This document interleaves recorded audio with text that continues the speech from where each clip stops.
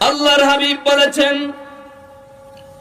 মান ইত্তাতা হাক্কা মুসলিমিন বিয়ামিনিহি হারামাল্লাহু আলাইহিল জান্নাহ ওয়া আওজাবা লাহুন নার।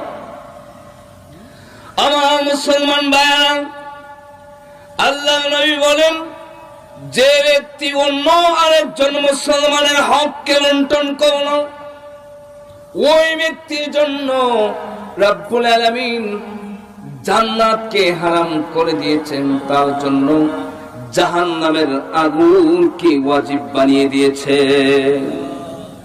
ও মুসলমান, এমন অপরাধী আমার আপনার সমাজে বেশি না কম? শুধু কি তাদের মাধ্যমেই হয়?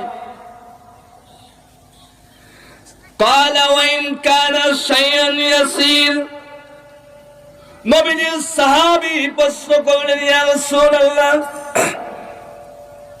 ওই যে মানুষের হকের কথা আপনি বলেছেন, ওই হকটা যদি সামান্য একটু জিনিস হয়, তাহলে কি ওই ব্যক্তির উপরে আল্লাহ তাআলা জান্নাতকে নিষিদ্ধ করে দিবেন? নবীজি বলেন, ওয়াইন কানা কদিবাম মিন আরাকিন, ও সাহাবী, যদি সেটা আরাক গাছের একটা ডালের টুকরা পরিমাণ হয়, এরপর এটা মানুষের অধিকার হওয়ার কারণে ওই হকটা যারা লুণ্ঠন করেছে, ওই ব্যক্তির উপরে জাহান্নামকে আল্লাহ ওয়াজিব বানিয়ে দিয়েছে। ও মুসলমান, এমন তো আজকের অভাব নাই আমার আপনার সমাজে ঘটছে। হাজী সাহেব উনি হজ করে আসছে, আপনার কি বলে ওই যে ক্ষেতের মধ্যখানে আইল না লাইল, হজ করে আসার পরও হাঁটুর উপরে কাপড়, আইল টেলাটেলি আল্লাহ টেলাটেলি, তার স্বভাব দূর হয় না, এমন আসিন না নাই? আরে মিয়া শোনো, মানুষের হক অল্প পরিমাণ যদি কারো দ্বারা লুণ্ঠন হয়, ওই হক বিনষ্ট করার কারণে রব্বুল আলামিন তার জন্য জাহান্নামকে ওয়াজিব বানিয়ে দিয়েছে। তোমাকে কে ফিরাবে?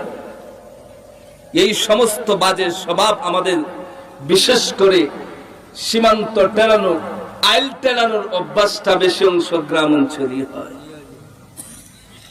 এমন অভ্যাস যাদের রয়েছে, মেহেরবানি করে তওবা করে ছেড়ে দাও। আর তওবা নিয়ে তো আরেক ঝামেলা। আরেক ঝামেলা কি?